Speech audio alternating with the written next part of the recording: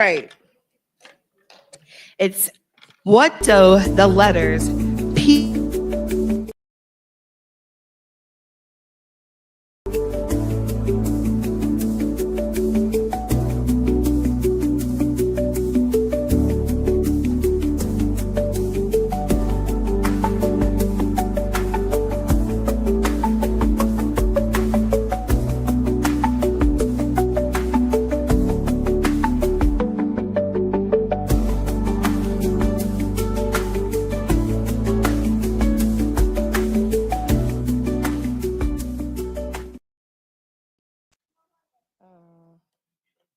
let's give you this one.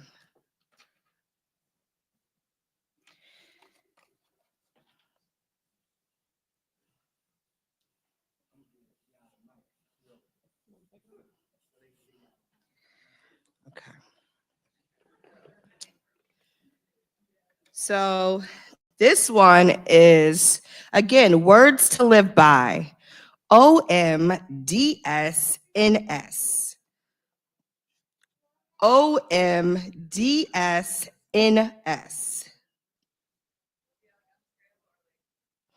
It's all in order. Each letter represents one word. And in this phrase, it would be considered words to live by.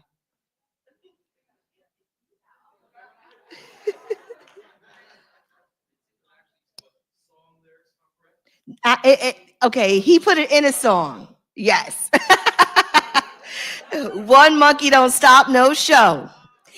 That one monkey in office. There we go. Y'all getting it? All right.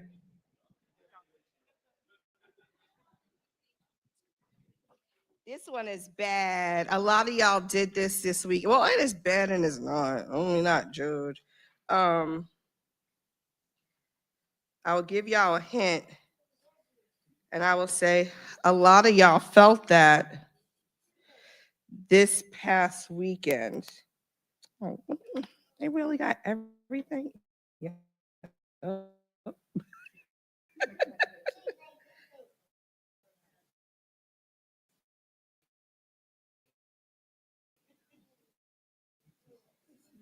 Okay, that's BAIAII.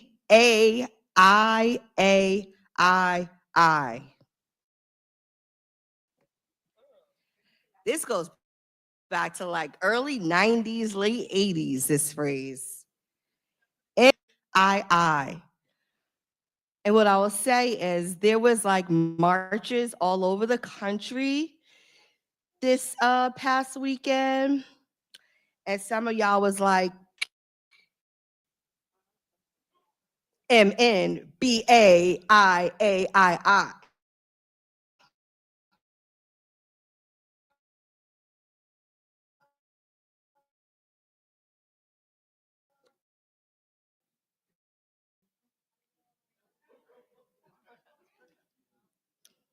Although we should, nope, that's a protest though. Ain't nobody gonna turn me around. Oh, but that's not it. MNBAIAII.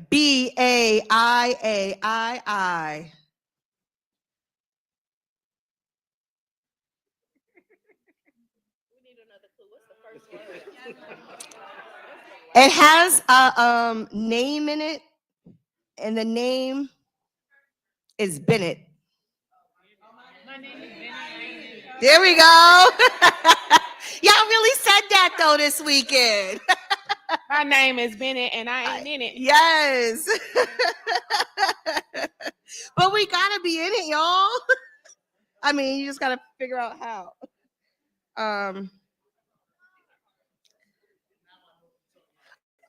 That he's like, what? All right, I'm gonna give y'all an easy one. Oh my God, let me just use the back.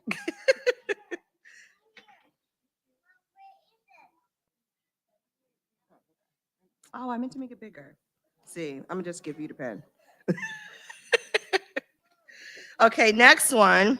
If you know, you know. Yes. If you know, you know. You know, you know. And we know why he wasn't in it. All right. We ready? No? Okay. We could do some more. Okay, let's do one more. Two more? Okay.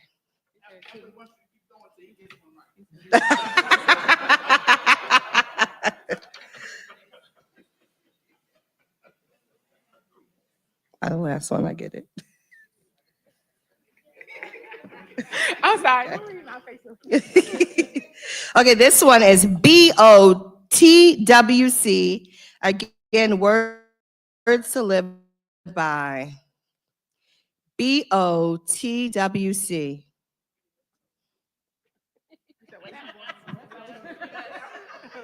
And this is a phrase referring to the things our ancestors did. BOTWC.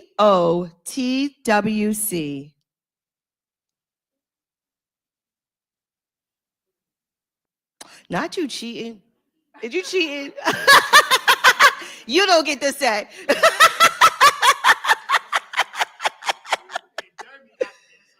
That wasn't cheating. All right, come on, say it. Because of them, we can. Yeah. Because of them, we can. Because of them, we can. Right? Okay, let's get one more. Because of them, we can. This one.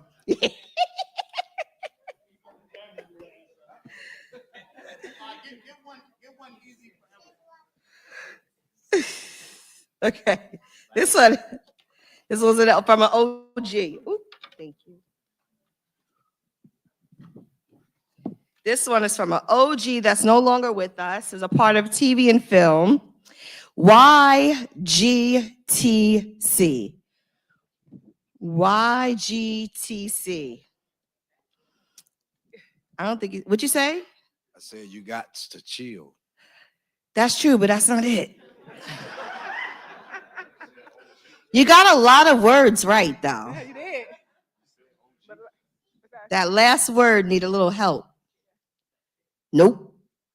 It's a C. YGTC. That's true, but that's not it. Caring makes us.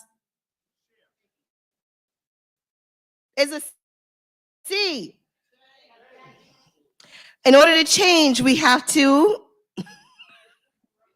YGTC. Now remember, this was in a famous movie, culturally famous movie, Friday.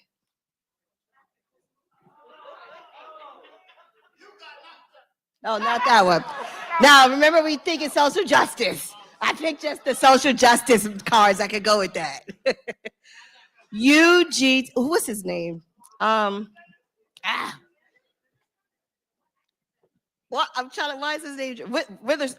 John Witherspoon. There we go. Say it loud. You gotta coordinate, right? Come on, y'all. You gotta coordinate. That wasn't Friday? Which one was that? Oh, that was Boomerang. You're right. It was Boomerang. My bad. You're right. It was Boomerang. He came up there with that outfit, running jacket over. Okay, I think they still. Okay.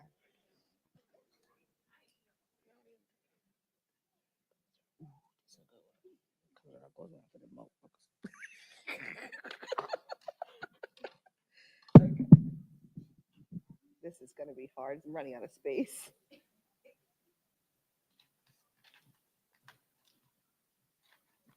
Okay. This one again is words to live by, and it reminds me of something like you reap what you sow, but the letters are WGACA. WGACA. Boom. And we gonna show them. We are what goes around comes around.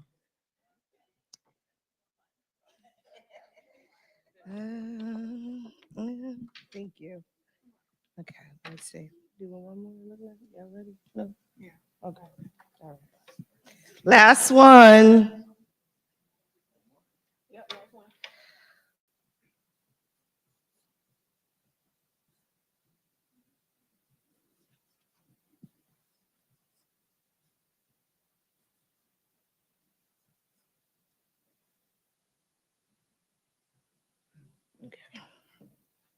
Again, this is Words to Live By. And this is true about people of color and things we've had to endure. The letters are W-T-A, W-T-A-W. Again, W-T-A-W-T-A-W.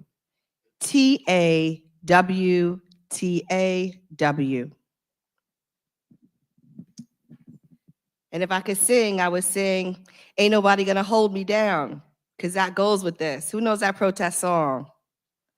Oh my God, y'all serious? Y'all don't want me to, yeah. Thank you, because I can't sing. We got one.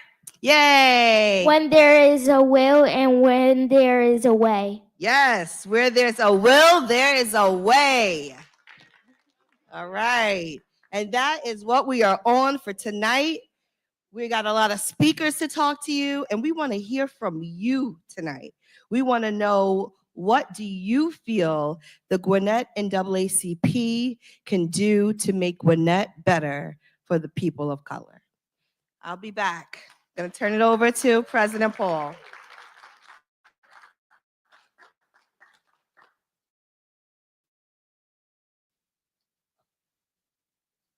Thank you, Madam Secretary. Thank you all for coming to our third annual Founders Day event. And I'm going to move that. So thank you all for coming. Before we get started with the actual event, we do have a little business to take care of. So, Jacques, if you will hand this to any member that raised their hand. Need to get a motion from the floor to accept the minutes from our previous general meeting.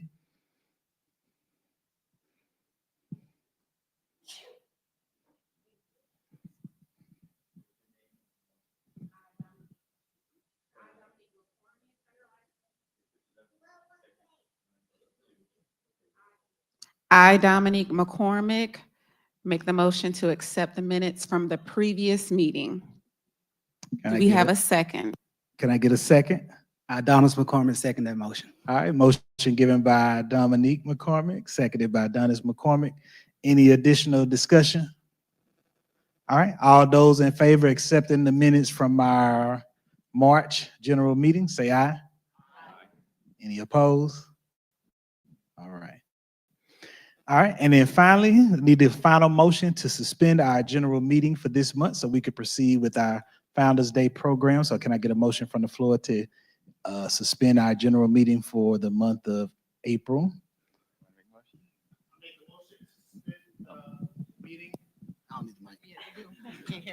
Okay.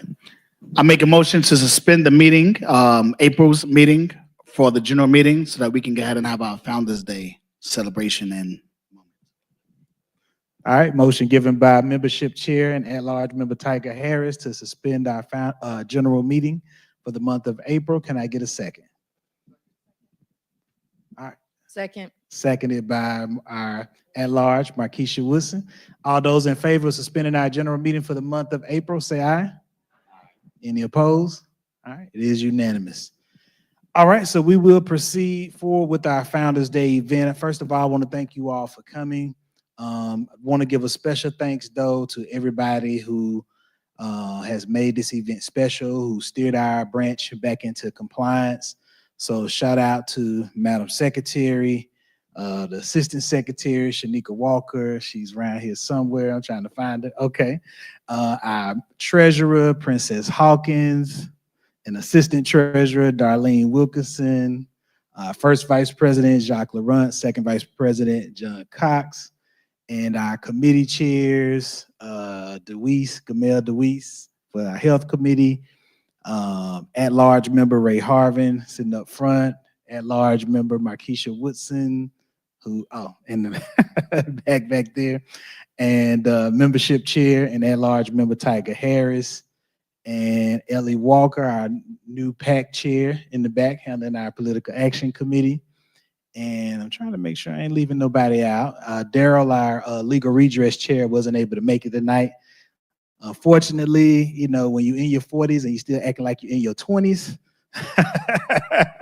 you know, you tend to, pull stuff that you typically wouldn't have pulled 20 years ago. So, You know, he said he was giving people buckets, but I'm pretty sure them young boys was giving him a run for his money playing basketball, and that's why he's out here. So, but thank you all. Thank you to all the members that are here that came out tonight, that volunteered last year. We had a pretty intense get out the vote campaign. It was a lot of work. So thank you to everybody that you know volunteered and knocked on doors and made phone calls and text. And so thank you to all, because again, you all are what makes us be here for the 53 years we've been in Gwinnett County. So with that being said, I'm gonna turn it over to our Madam Secretary. I think you're the one coming up next. Or do I need to introduce the speaker? Okay, so I'm gonna be the one to introduce the speaker. She don't want to do that. So first up, we have Madam Councilwoman Marlene Taylor-Crawford to come up and say a few words about the Gwinnett NAACP. Ms. Crawford's been in Gwinnett County for a very long time. Know a bunch of different presidents that's been in and out of the NAACP. So I'm gonna tell her to keep it positive. We're gonna focus on the ones that did good. We ain't gonna call nobody out tonight.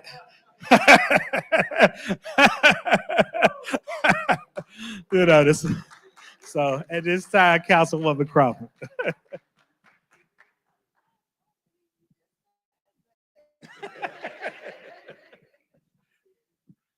Good evening, everyone. I hope you're doing well. Okay.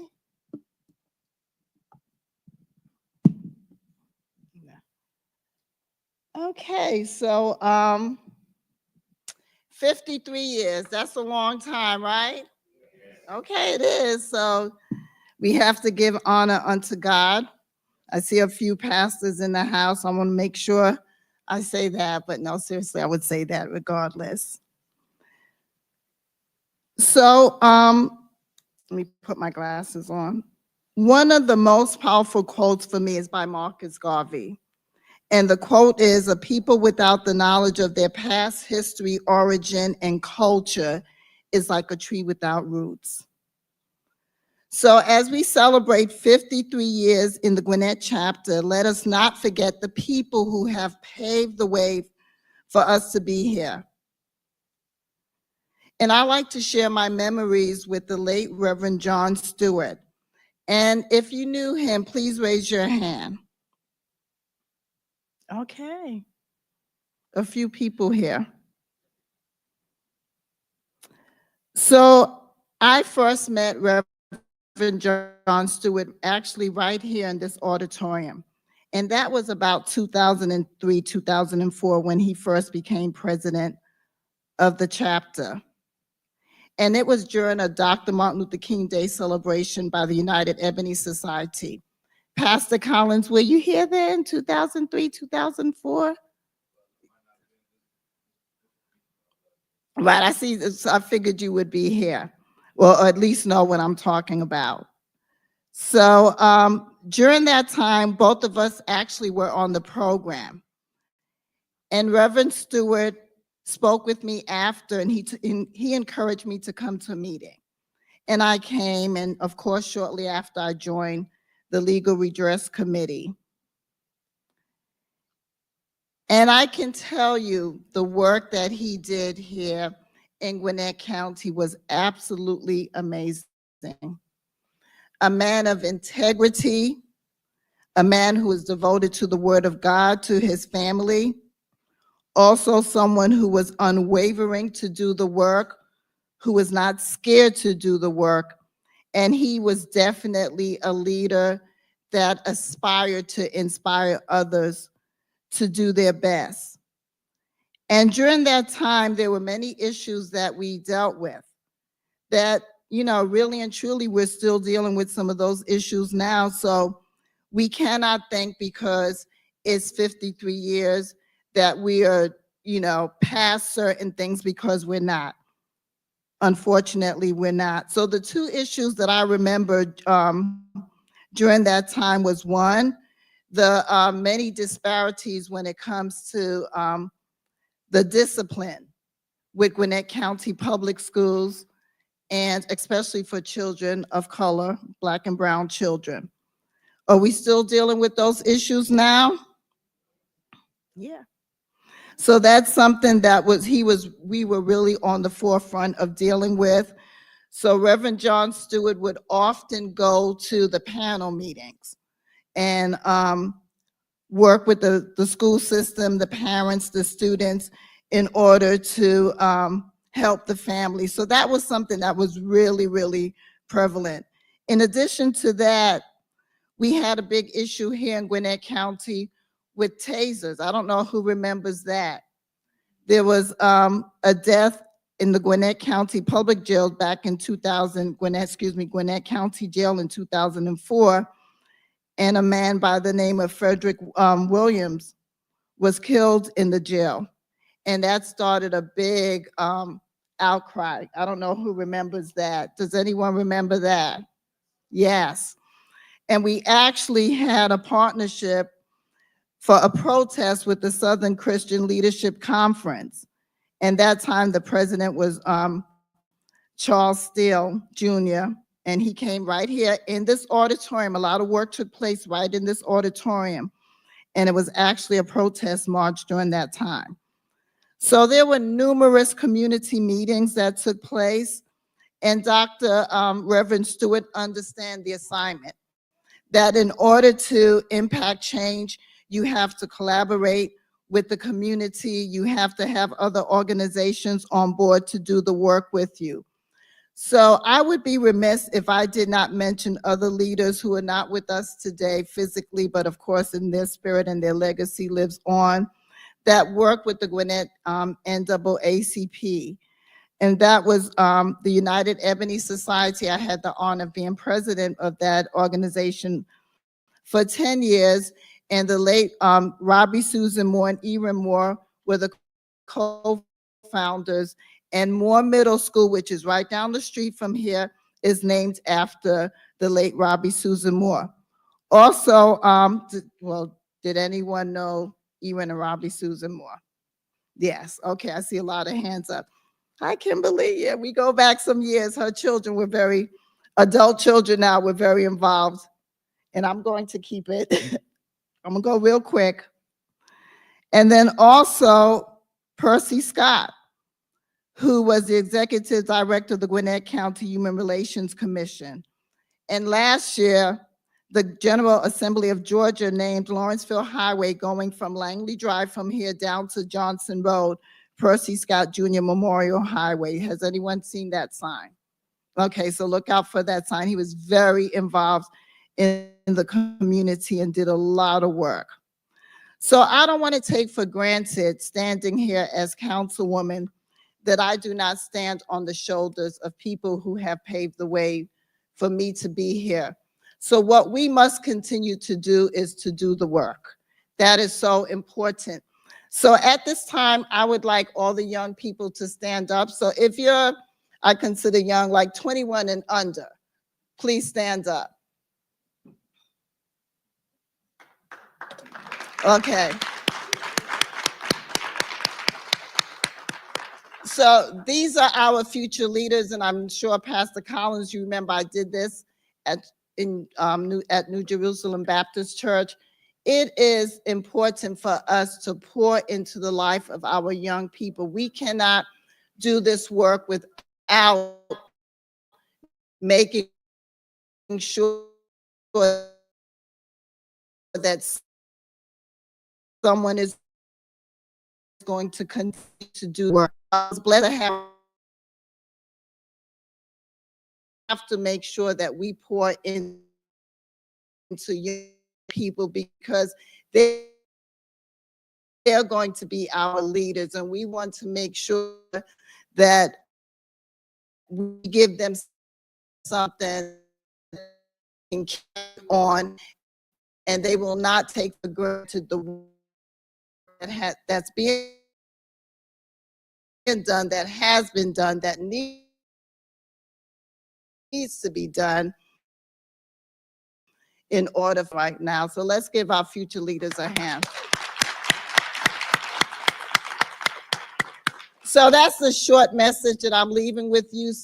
People who have you can sit down to do the work, not to be scared, to stay encouraged, and to keep God first. Thank you.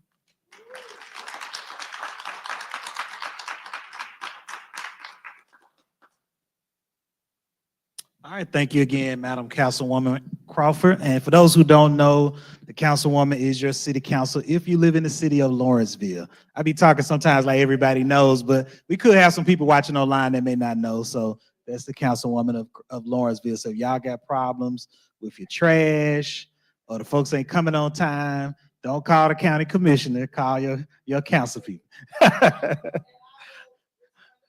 And she will return the phone call for those watching online. Up next, we're going to get our pastor of New Jerusalem, Pastor Elijah Collins. Of course, this is my pastor, so I definitely want him to come up. And again, I'm going to give him the same spiel. Please give us some fun memories. You know, we're going to leave, you know, any foolishness. We won't talk about that tonight.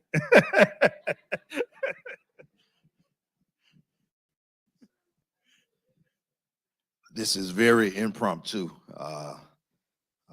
Brother Ed called me today and said, I want you to talk, and I was driving. And so all of my memories weren't going to be so necessary, so fun. Now I got to start over. I'm joking. I pastor the New Jerusalem Baptist Church right down the road here in Lawrenceville, and I'm honored to be here as this great organization celebrates 53 years of serving our community. Councilwoman Taylor jokingly pointed out that, you know, because the pastors were here, she wanted to say something about the church. And I know she's a churchgoer and a lover of God through Christ. One thing I want to say to all of us is that the NAACP has always, in some way, shape, form, or fashion, been connected with the church, because many of its leaders and many of the people that are in the NAACP were churchgoers, whether they attended mosque or whether they had some type of religious foundation. And I think that's the thing that has made this organization here in Gwinnett County last 53 years, but way more than 53 years nationally. It's been around a long time. I was the president of the youth NAACP up in Rome, Georgia, when I was growing up there. And I remember a lot of the events that we did in the area and in the Rome, Floyd County. I went on then to become the president of the college division at West Georgia College then back in the day. And so been involved, and I'm excited about this new beginning here in Gwinnett County, these 53 years. I do want to say this. I was watching, and I have to be transparent. I'm not a member of the NAACP yet. I used to be, but I haven't become a lifetime member yet. And so I want to encourage all of you that are here that are not members to make your way to the registration table and join. I want to become a part of this great organization. I'm a Baptist preacher. Baptist preachers always got two things, and Edward didn't tell me how much time I got.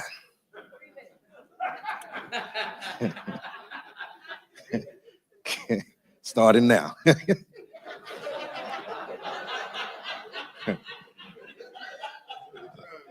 Baptist preacher always got two things: a scripture and a story. And I want to share this scripture. I think is fitting when I talk about us joining, us getting involved in the NAACP. The thing we must understand is that the NAACP has been tried and true. It's been around a long time. A whole lot of other organizations have popped up. They've come and they're gone, but the NAACP has been here, stayed the test of time. Ecclesiastes chapter 4, verses 9 and 10 reads this wise. It says, 2 people are better off than one, for they can help each other succeed. If one person falls, the other can reach out and help, but someone who falls alone is in real trouble. The NAACP is that organization that helps when we fall. helps us stand on our feet, helps us to understand and see the reality of what is happening in the community and in the county. Here's my story. Good friend of mine, Pastor Reginald Sharp, and I got to call his name because we're streaming, and I might get this story wrong, but I'm going to tell my version of it. Tells this story, excuse me, tells this story about a mouse in the country. I grew up in the country myself. I'm a country boy. And the story goes like this. There was a mouse in the country, and he was at a farmhouse. And while he was at the farmhouse, he noticed that the farmer had set out a mouse trap, and it troubled the mouse.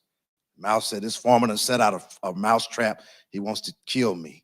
And so the mouse goes to the pig, and he says to the pig, hey, I need your help. I need your help. The farmer set out a mouse trap. He's trying to kill me. And the pig said, what's that got to do with me? I'm not a mouse. It doesn't bother me. It doesn't affect me. Go tell somebody else. The mouse was frantic. The mouse then went to the chicken and said, hey, Mr. Chicken, the farmer has set out a mouse trap. He's trying to kill me. I need you to help me. I need your help. The chicken said, well, what's that got to do with me? I'm not a mouse. I'm a chicken. It's a mouse trap. It doesn't bother me. Story goes on to say that a little while passes, the farmer's wife is out in the barn milking the cow. And she's milking the cow. A deadly spider bites her. She gets sick. When she gets sick, the story goes on to say that the farmer had people that were coming over to the house to wish her her success and healing. The farmer began to prepare breakfast and had the doctors come in and everything. And she got sicker and sicker. She grew so sick that she died. When she died, the farmer then began to have people coming in from all around to sit in the house and mourn with them. And the farmer thought, I need to cook some breakfast. And so he goes to the pig and he kills the pig because he has need for bacon, and pig becomes bacon. Y'all, never mind. Later on in the day, more people show up. And the farmer says, these people, they coming in hungry. I need to fry some chicken. And he goes to the chicken and he takes the chicken's life to make fried chicken. The moral of the story is this. If we don't get involved in the story and the lives of people who seem insignificant, it will soon affect all of us. That's what the NAACP does. The NAACP has always had the opportunity and the vision to look down the tunnel of time and say, we got to do something. We got to put something in place. 53 years ago, it was in the 60s, and racism was what it is. It was the same thing. But 53 years ago, there was no mobile phone. 53 years ago, there was barely a colored TV, and folk barely had. I remember we still had to go out and turn the little antenna on outside. Y'all know nothing about that. And here it is, 53 years later, same organization, same problems, but we have to learn how to handle them differently. And it takes people with ingenuity. It takes people with intelligence. It takes people like you and I to get involved, to sit at the table and begin to put things in place. See, yes, we protest, but we also prepare to run for office. I should have got a big applause then. Let me say it. Now, let me say it over here. Don't clap yet. Don't clap. Let me say that. We protest, but we also learn how to run for office. Now clap. See, there used to be a time where we weren't even allowed to run for office, but now we run for office. So we have to vet people. And can I say this? Because of this, you told me to keep because of this present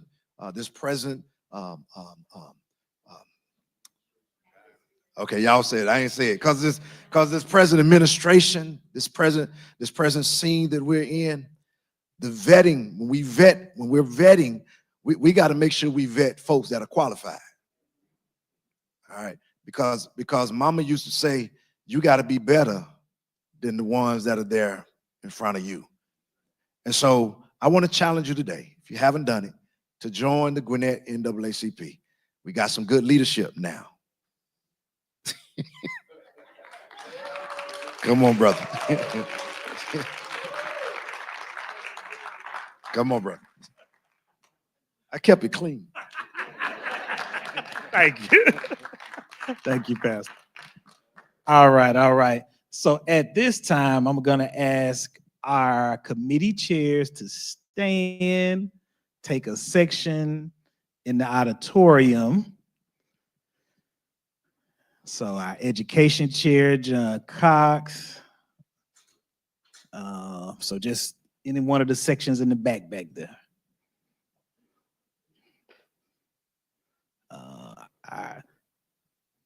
All right. Okay, so all right. So at this time, what we're gonna do is, this is our World Cafe.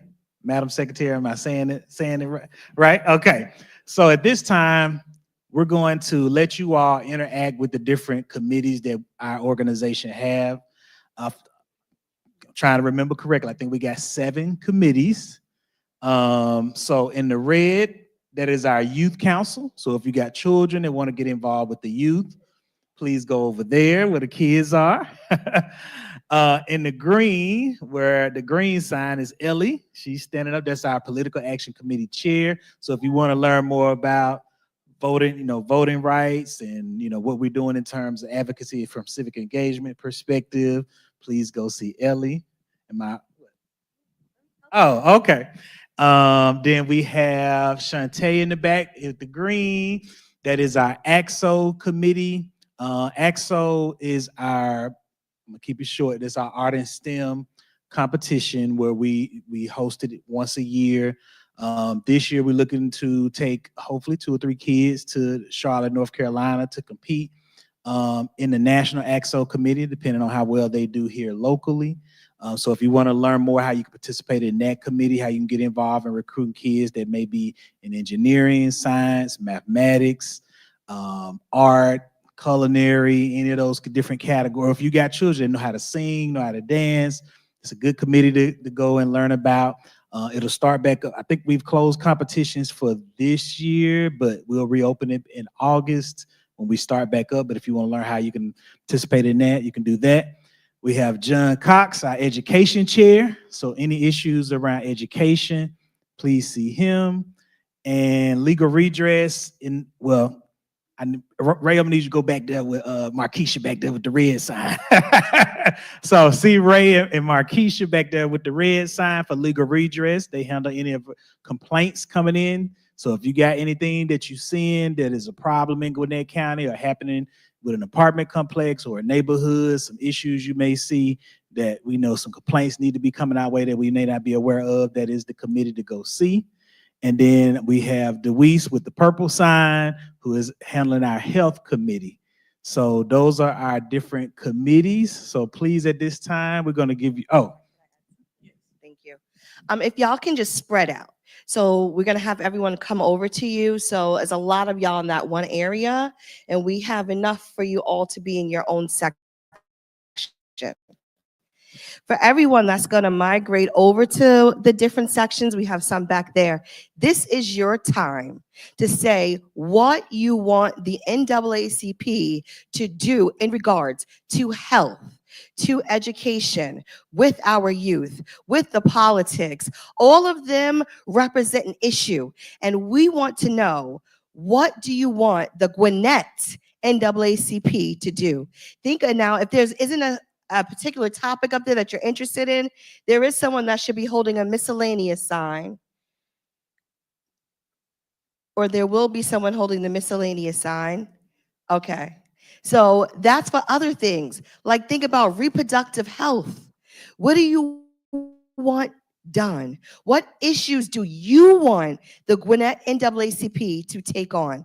This is your voice. We don't want to do this in isolation. We want to do this with the community, and you all are the community. You will be informing the work as it moves on. We want to hear from you. So please do get up, go check out the different ones. You're going to get 2 opportunities. So the first round, you find one that you're interested into, and then I'll let you know when the time is up, and then you will go to the next round. Everyone should have 4 Post-its. If you do not have the Post-its, please come see me. We gave you pens. If you don't have pens, please come see me also. And you're going to put what you want done around that specific issue on their signs. And then the next round, you're going to take your next 2 Post-its and you're going to do the same thing. If you feel like you have lots of ideas and need more Post-its, you can come see me and I will give you more Post-its. So everyone clear? It is your turn to share what you want done. And I apologize. My 2 committee chairs up here looking at me funny, like, why you mention our committees?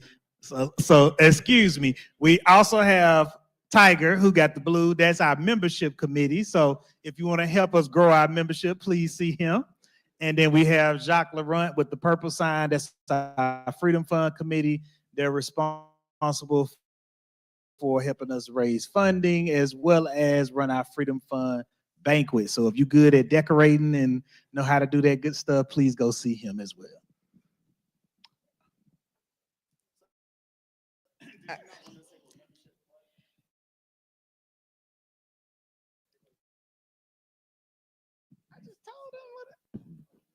I just said membership, you help us with membership raffle. So as the pastor said earlier, it's a good time to become a Silver Life member. It's only $75. If you're already a member, you can upgrade your membership to Life.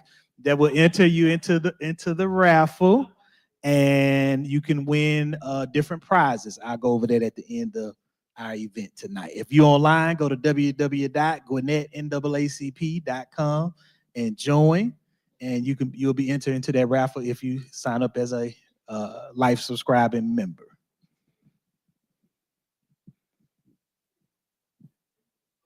Yes, it's 10 payments. Somebody reminded me it's 10 payments of $75 before you get your full Life membership. But to enter into the raffle, you only got to make that first payment, and you'll receive a raffle as part of our Life subscribing membership. And that can be annually or monthly as far as paying off your Life membership. I got 15 minutes for this first section. So you got 15 minutes to go visit the committee chairs, and I'll go over them again. To my left, you have John Cox with the yellow sign for education. The purple sign on the left hand, to my left, your right, is our health committee chair, Gamel DeWeese. In the back, left to my left is the legal redress. To the green in the back is Miss Shantae with our AXO. And then to my right, you have our membership chair with the blue. And the purple is our Freedom Fund. The red is our Youth Council with Brother Reese. To my right, your left. And we have Political Action with Ellie Walker. And for those online, if you got any questions about how we can be advocates for you in those particular committees, please drop your questions in the chat. And I will definitely bring the committee chair, give them the mic, and answer any questions around advocacy or around what the committee may be doing in terms of advocacy with the respective committees.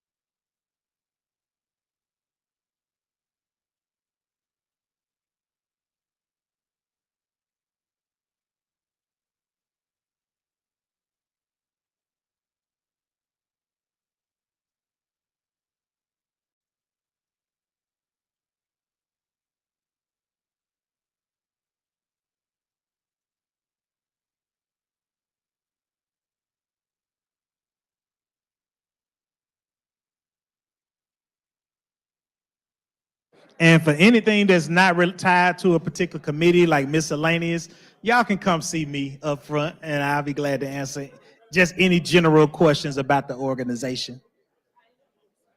Like they want to work on reproductive rights or stuff, so you can have them put stuff here and put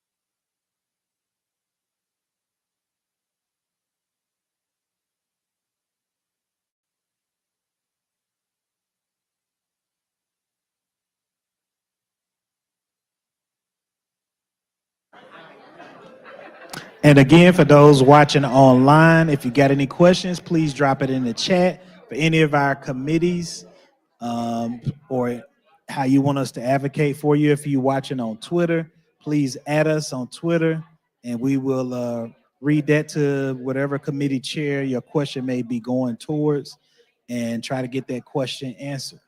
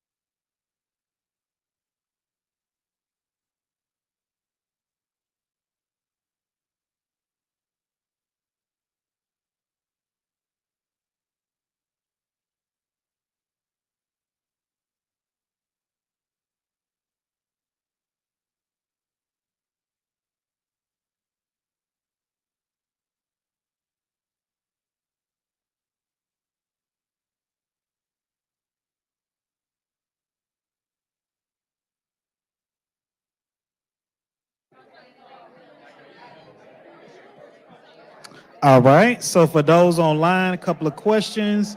So our political action committee meets every third Monday at 8 p.m. So that is a virtual meeting via Microsoft Teams. So if you are a member and you haven't been receiving a link for the political action committee, just email the secretary at GwinnettNAACP.com, or you can email our political action committee chair, which is PAC,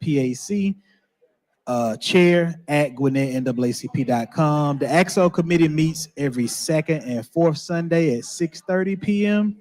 And again, you can always email the secretary at GwinnettNAACP.com to get that link.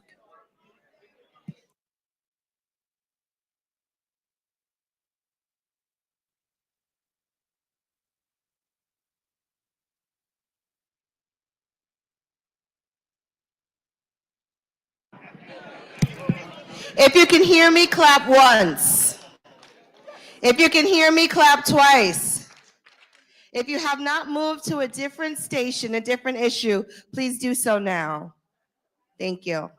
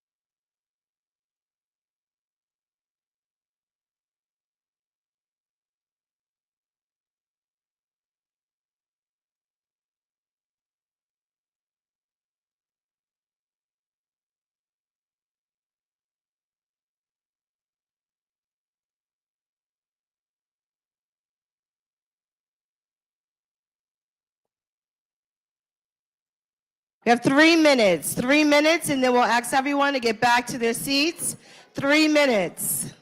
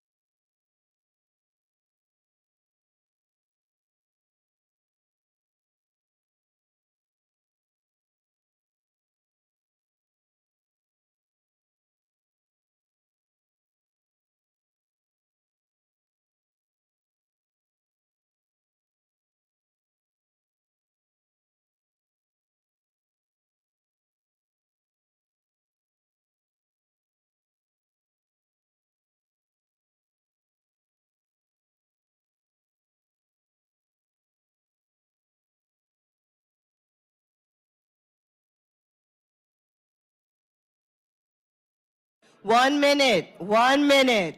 Then we'll ask you to please return to your seats. 1 minute.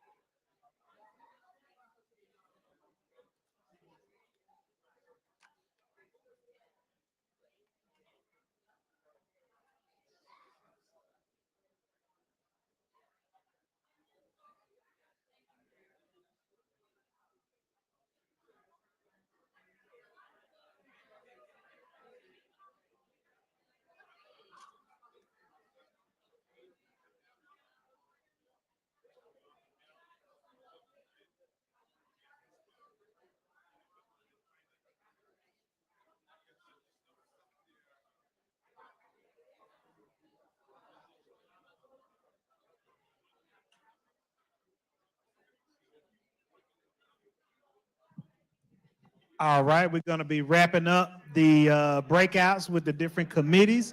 I'm going to do one check-in to see if we got any questions online for any of our committees or just any general questions about our branch in general. Okay, nothing online. For those watching online, we do meet at the Gwinnett Justice and Administration Building every second Thursday of the month at 7 p.m. So that's every second Thursday at 7 o'clock. We meet at the Gwinnett Justice Administration Building in Conference Room A. We're typically not in the auditorium, but since this was our Founders Day event, we ended up in the auditorium. I'm speaking to the people online, Tracy, and for whoever listening in the room. All right, so we're going to have everybody come sit back down so we can proceed with the rest of our program.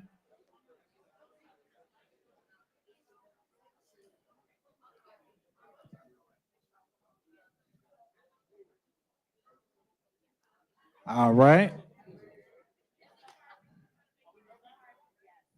Yes, we're wrapping up. We're wrapping up. Everybody, go to your seats. And we're going to finish out the rest of our program tonight. Still got a couple of more guest speakers that are going to come speak.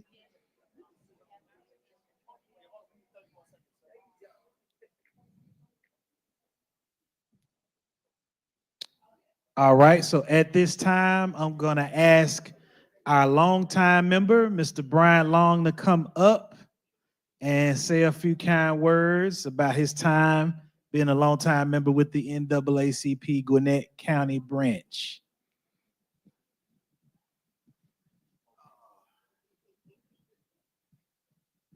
Thank you, Brother President. I promise I won't say anything that is derogatory towards the branch for now.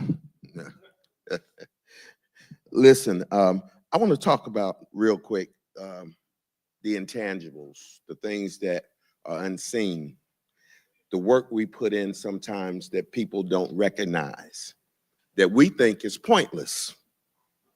So my mission and my statement is faith without works is, okay. Councilwoman Crawford was speaking. It was amazing because she and I had a lot of the same experience. In 2004, thereabout, my wife and I and the kids were there, and I decided I want to make a difference. I want to volunteer and do something. You know, we always hear people tell us, what have y'all done lately? The NAACP doesn't do anything. So you say, well, let me give some servitude. Let me give it my time. Let me be a part of something bigger than me. So I did that. And I met Reverend John Stewart, who changed my life. He taught me that when you are rewarded in life, sometimes it's not looking for monetary gain. It's what you can give in servitude, and your blessings will come. So our branch motto was don't talk about it, be about it. And real quick, after a year or two, I joined the executive committee, and Reverend Stewart had an engagement, and he asked me, he said, Brian, you're raw, you keep it real. I want you to sit in and meet Senator Kirk Thompson, Robbie Moore, and the Ebony Society. And so we met up the street. We were talking about the appointment, important, of the first minority judge in Gwinnett County. Gwinnett County had a slogan, we're the most diverse county in the country, yet there were no Black judges or any minority judges representing us. So we asked to meet with Judge Jackson, and he said, we can do that, but I'm not going to give you anything. And we said, we're not asking you to give us anything. We have qualified candidates, one being Rodney Harrison, the other being Anita Williams, who was the assistant DA to Paul Howard in Fulton County, who had moved here. So he decided to meet with them. We were happy. We were excited. And so when they met, the executive committee met, and she came back, and we said, what happened? And she went on to say, I started to talk about law, and he asked me, could I hunt? Now, Senator Thompson had told me that this was going to be a long, arduous process. It wasn't going to be easy. So then we knew it was going to be a long time. So we kept meeting and meeting year after year. Nothing. Long story short, Reverend Stewart passes. And a couple years after that, my wife and I visit a church, and we're sitting in the sanctuary, and the pastor says, I have a special announcement to make today in the church. Brand new news, big for Gwinnett. And we're like, okay. And so we're sitting there, and he says, I want to announce the first Black magistrate judge appointed in Gwinnett County, Greg Williams at that time. My wife looked, and I looked. He was sitting right by me. She shot me an elbow and said, say something. Y'all worked on this for years. But I was so shocked. I didn't care. I just knew God had been working. So what I'm saying to you is put in the work. You might not be on the news. You're not going to be on the internet. People say you're not doing anything. Reverend Stewart didn't even see it come to fruition, but he was the main catalyst to fight for this. He didn't see it happen, but he put in the work. Don't always look for gratification. You might not live to see it, but do God's work. Be a part of something bigger than yourself. At that moment, I realized all those years I thought was for nothing was not in vain. So I say to you, if you want to be a part of something bigger than yourself, come get into some good trouble and be a part of the NAACP. Thank you.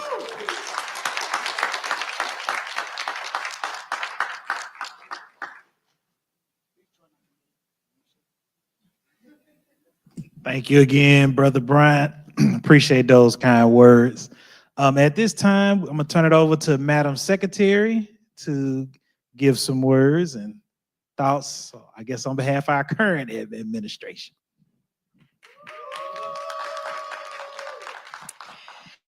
Before my official timer begins, I want to ask you all, how did that exercise feel with the World Cafe and being able to share what you wanted the Gwinnett and NAACP to do?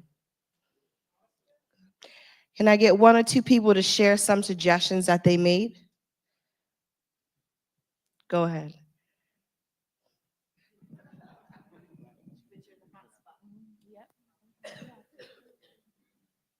Hi, everyone. Yeah, my name is Omari Tuano. I'm an immigrant from Tanzania, East Africa. So I immigrated here back in 2000. I came to the United States and I met my wife in Alabama back in 2005. And then we got married and we moved to Georgia. So some of the suggestion that I had today was, I spoke with the gentleman here, I don't know his name. Ray, yeah. So some of the suggestion I have is, I said, there's a lot of misconception about immigrants and the people that immigrate to the United States. And some of the things that I've heard is, we just here to pretty much commit crimes, to steal from Americans, and most of us are just criminals. But some of the things that people don't understand is, most of these immigrants, especially the ones come from Africa especially, we come here to go to school, to get educated, to work for our family like everybody else. And then most of us, we pay taxes. In fact, we don't even pay, we don't get paid to go to college here. So when I came to school, we pay through our college without any financial assistance. And then when we start working, we pay all these taxes. At the end of the day, we don't receive any type of assistance when we retire. For example, if we go to Africa and we file for, let's say, Social Security or anything like that, we don't get nothing back that we put in the system. So at the end of the day, we look like we're just here to work hard for this country, to build the country, and then at the end of the day, we're just criminals. Another message I hear is, most immigrants who are here, or some people illegally voting in this country, which that's not true, because it's not even possible for us to be able to vote if you're not a citizen, because the voting system in place right now does not allow for most illegal to be able to do anything like that in this country. And then when it comes to, let's say, government assistance, we barely able to even fill in a type of application. When you put your Social Security number in the system, if you're an immigrant, it will right out block you and say you cannot get this type of benefits. But then all the time you're here, immigrants are here and they are getting food stamps and they get housing assistance. But most of us work about 2-3 jobs to help our family. But the message across the board is, we're just here to take over this government assistance. So some of the things that I suggested is, there must be an education for immigrants. There must be an education for people about immigrants, so people can understand that not all immigrants who are here are criminals. And then most of the immigrants who are come here, they need a better life, same way as anybody else. In fact, we had to go through a vigorous process in our countries before we even come here. To even get an F1 visa, I remember when I came back then, we have to prove that we overqualify to even get F1 admission in the United States. If you don't know, F1 is the F1 visa that we get in order for us to go to college in this country. And at the same time, when you come here, you don't actually pay for it. You don't get paid to go to school. My guess is you just learned something. You know what our assignment for this young man is? He needs to teach. He needs to teach other young men and young women, and for that matter, old people as well, right? So he is going to be a part of the NAACP with the youth group, and we told him, look, you can tell that story over and over again in America, in all different parts of Gwinnett County, and you're going to find one or two people here that's going to say, when you tell your story from a lived experience, it matters more. So our assignment to him was stick with the NAACP. There's a position for you to help teach the community about what's going on. Thank you so much. Thank you for being vulnerable and sharing with us. These are things that we need to know, things that we need to advocate for. So yes, I come to you as the secretary of this Gwinnett NAACP. I'm also a longtime activist, and I'm the founder and CEO of the Women's Diversity Network. I'm also a child of poverty. My mother was born into poverty. My father was born into poverty. My grandmother was in poverty. I was in poverty. And it wasn't until I realized that I was becoming a statistic and what those ramifications were, especially when I chose to have a child at the age of 19, and then realized that teen parents tend to have children who become teen parents, and they tend to have children back to back. Once I was raising that little guy, I realized how expensive it was. I was like, oh no, we ain't doing this. My mom always instilled in me that she didn't have me at 16 for nothing. And I always remembered that.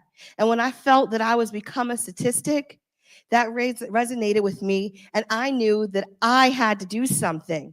I had to do something to not only make it better for my children, but to do something to make it better for my cousins, for my neighbors, for all the little Black and brown people in my community.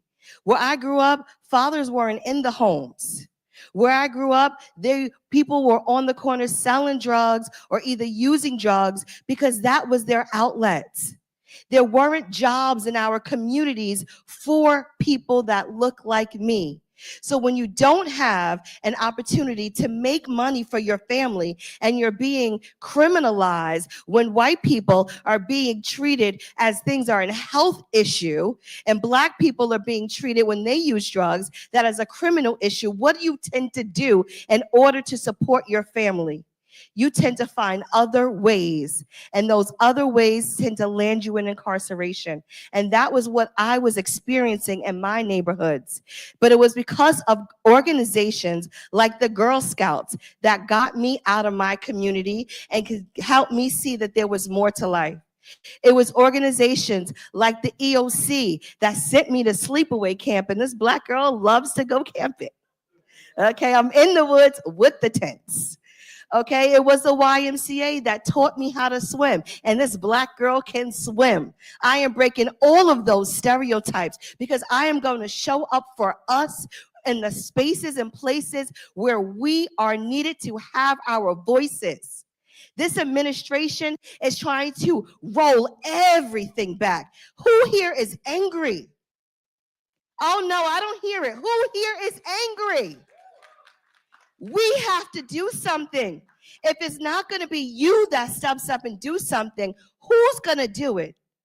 Our ancestors fought for us to have all these freedoms and rights that not only benefit Black people, but benefit everybody. Because when you do something for Black people, you do it for everybody. Everybody benefits when Black people win. We don't benefit when they only focus on themselves. So it's on our backs, always it feels like, to step up for our people, to step up for everybody. And this past election, they did not step up for us. But that doesn't mean that we're going to stop. Because what is this administration doing? They are attacking DEI because they think that Black people are benefiting from DEI. Meanwhile, it's white people. where I'm the leader of a nonprofit organization that advocates for marginalized lives. Who are my peers? Mainly white men getting all that grant money. Black women get about 1% of the funding that's out there. Black people get about 3% of the funding that's out there. But it's a work that's being done to better marginalized lives. DI isn't fully benefiting us, but they want to attack it. He's cutting money to fair housing. Does that make you mad? He's cutting money to the school, the Department of Education. Does that make you mad? He's cutting money for teacher training programs. Does that make you mad? He is cutting money to everything, to all of our health, Medicaid. Does that make you mad? Some of you might be like, well, get off of food stamps, Black and brown people. Guess what? It's not us. It's not us that's getting all these benefits that they keep wanting to attack. So hopefully our allies that are in the same boat as us will finally wake up and understand that it's about all of us. It's us against the billionaires. Can I hear y'all say that with me? It's us against the billionaires. It's what? It's us against the... We have to show them who's really the boss of America.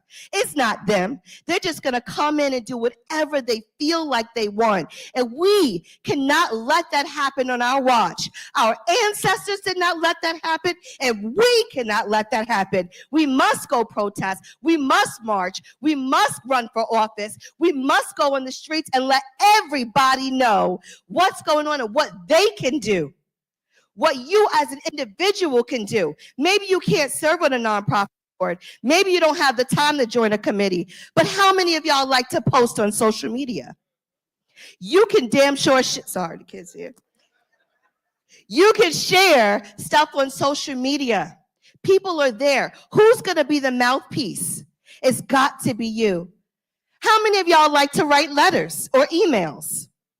Our leaders need to hear from you. What is the issue that's concerning to you? For me, it's always been poverty, because that's how we break these generational cycles of neglect, of poverty, of abuse, of all of that. It's helping our people get to that next level. What is it that gets under your skin? Find something, hold on to it, write those letters, send those emails to our representatives. They need to hear from you. Go have a meeting with them. How many of y'all like to chat on the phone? Pick up the phone and call. They need to be inundated and know how you feel. And it can't just be from the organizations. It has to be from the voters, the constituents in their community. They have to feel like, oh my gosh, these people are calling me over and over again. If I don't listen to them, they're not going to reelect me. And they care about that, because half of their time is spent doing the work and the other half of their time is spent campaigning. So they want that vote, but make them work for it. There's something for everybody to do in this fight. Every single one of us has a role. It's not just up to one person. It's not back in the day where we got the Malcolms, we got the Hueys, we got the Martins. It's all of us. Whether it's at your kitchen table, whether it's at your board meetings, whether it's at that family reunion, wherever it is, it's on you to be that mouthpiece, for you to speak up, because he's going to keep attacking us over and over and over again. He's throwing everything at the wall to see what sticks. And he's even taking away funding. He's messing with, people that's doing research. He does not care about us. They only care about the money that we can give them. These tariffs, what are they going to do? Take more money out of our pocket. I'm a believer that systems do need to be changed, that we do need to look at all these government structures and revamp them, because some of these things, like the policing system, is way back from the slave catchers' times. So how are we still using that? How is it still relevant? How is it still representing all of us when it never represented all of us? So we definitely need to take a look at these systems. And we need to restructure these systems, but not the way he's doing it. And in order for us to take back our power, we have to feel it and we have to do something. Whatever that something is, please do it. Thank you.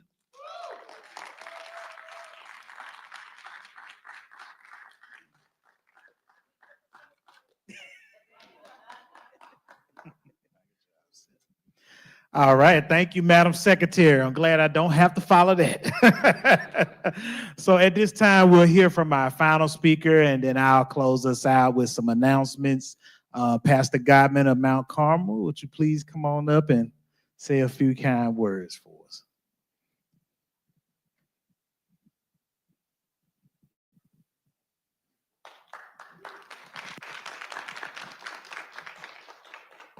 Good evening, everyone.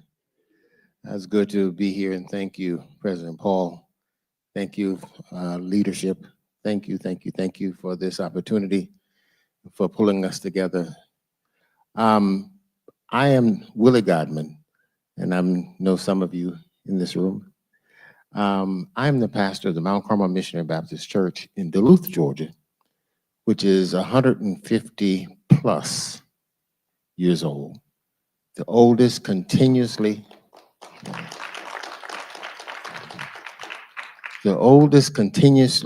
operating Black institution in Duluth, Georgia.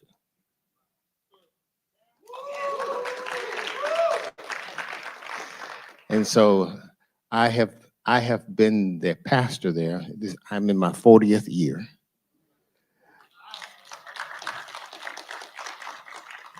And I am 50 years in ministry.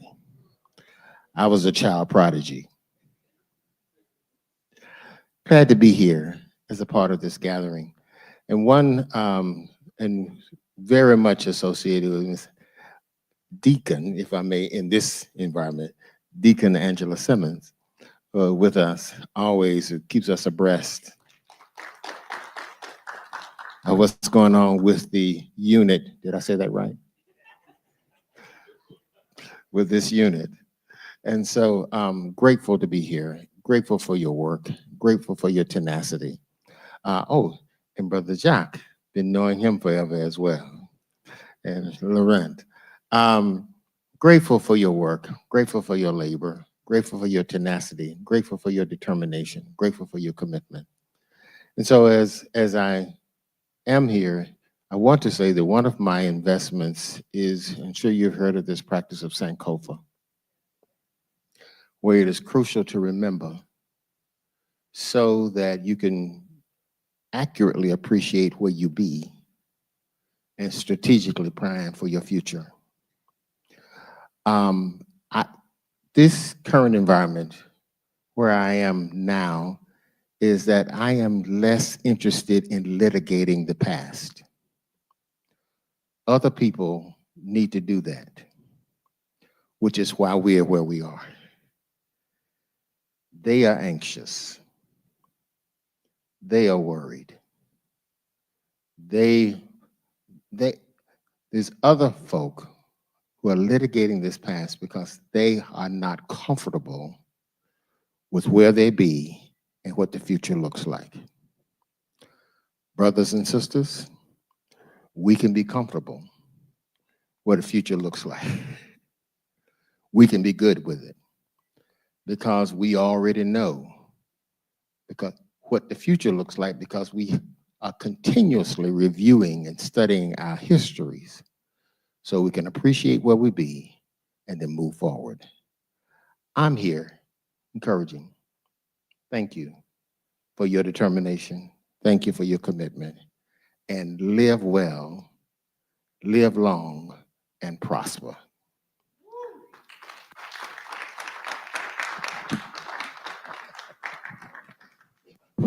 All right, thank you, Pastor Goodman. So I'm going to go over a few announcements as we get ready to wrap things up and I close us out.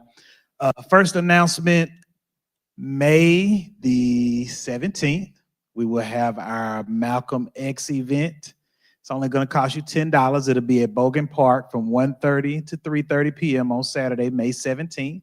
That's going to be in partnership with the United Ebony Society and the National Panhandle here in Gwinnett County. So please come out, support the event. We'll have a guest speaker, Professor Samuel Livingston of Morehouse will be the guest speaker at that particular event. One of the Morehouse men behind me. The next event we have will be Juneteenth, which will be Saturday, June 21st from 3 p.m. to 8 p.m. at Rose Jordan Park. So again, that'll be in partnership with the United Ebony Society and the National Panhandle here in Gwinnett County. So please come out to Rose Jordan Park June 21st for our Juneteenth event. And the tickets, we'll make sure actually that event is free. There's no tickets with that, but if you want to sign up to be a vendor at that event, we will be sharing that tickets on our social media. So you either can follow the United Ebony Society, follow us on Facebook, you can sign up as a vendor for that event. Normally thousands and thousands of people come out to the United Ebony Society's Juneteenth. So this year they decided to collaborate with us, now that, we're in a different space now in terms of our leadership. So we're working together. So please come out and support that event. The next event, I'm trying to do it based on how the events are falling in my head, will be for those who are members or not members, join. Our national convention will be July 12th through the 16th. That's Saturday, July 12th through the 16th, which is on a Wednesday. That is our NAACP National Convention. We will be sending information to all members to sign up. I will be meeting with different members throughout the organization about being a delegate or being an alternate delegate. So, we definitely want to take a big contingency since it's in Charlotte, North Carolina. So we want as many members to sign up to go, get your hotel tickets, pay for to be an observer at the convention and come out and support.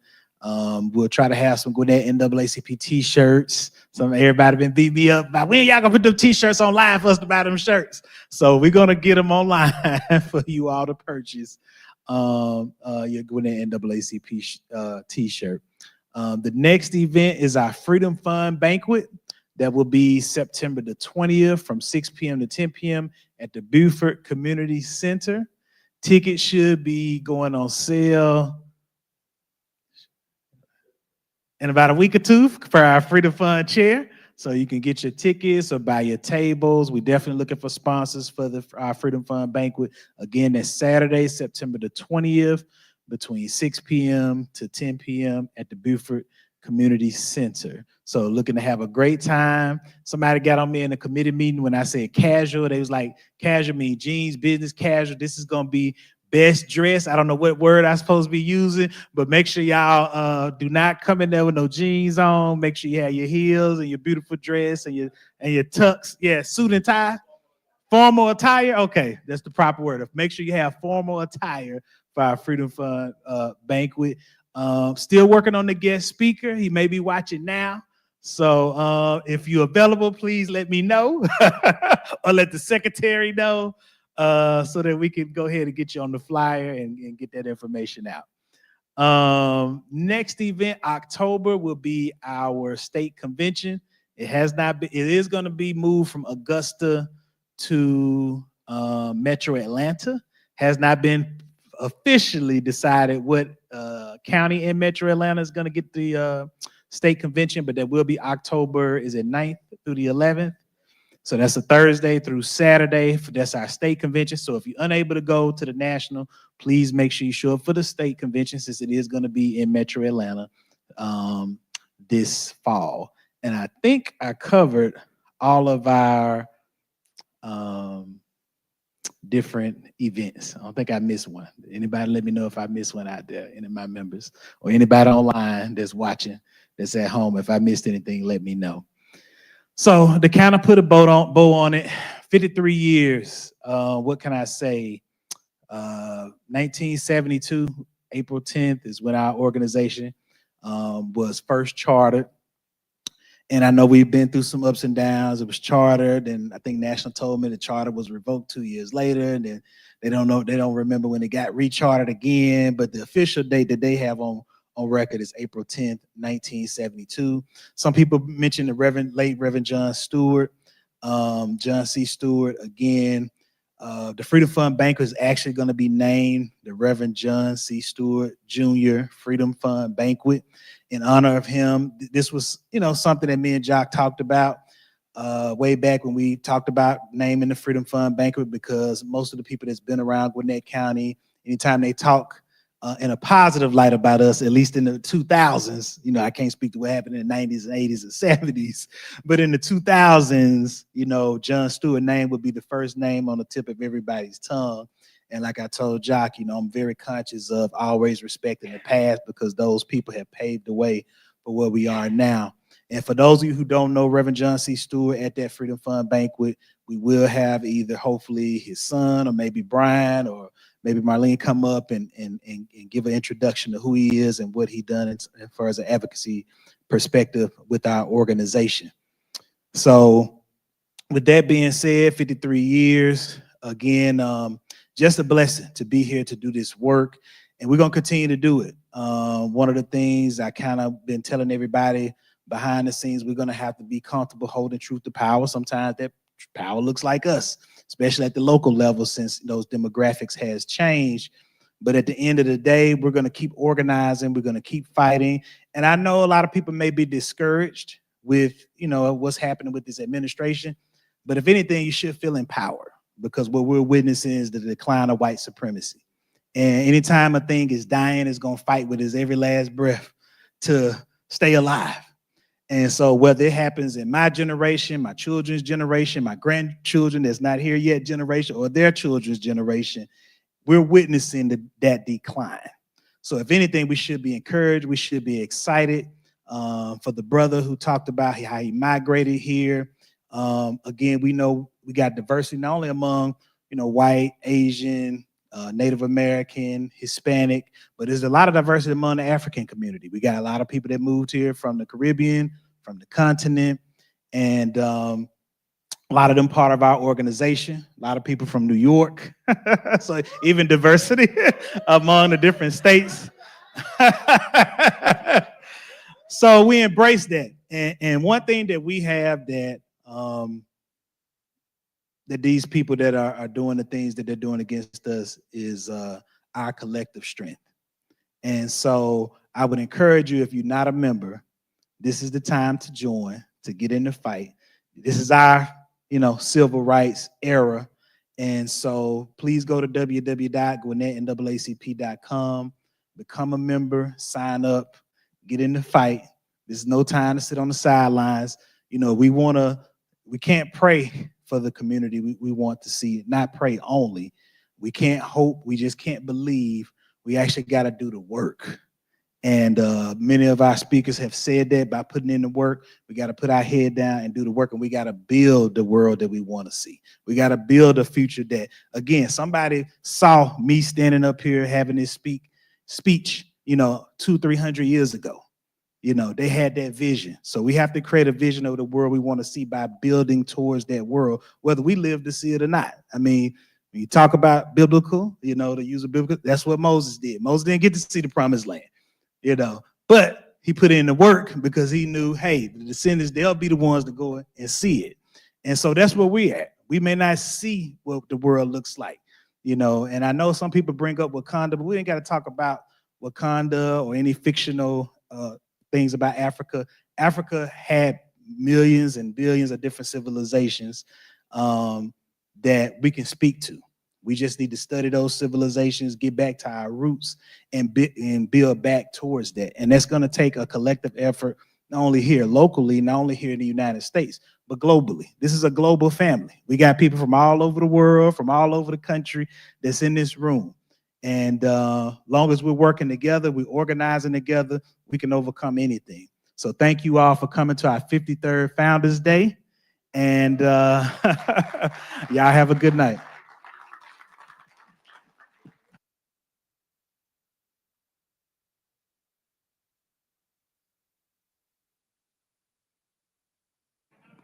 So everybody on our executive committee, please link up. Miss Angela, our member at large, Ray, Deweese, let's get this group picture before y'all go.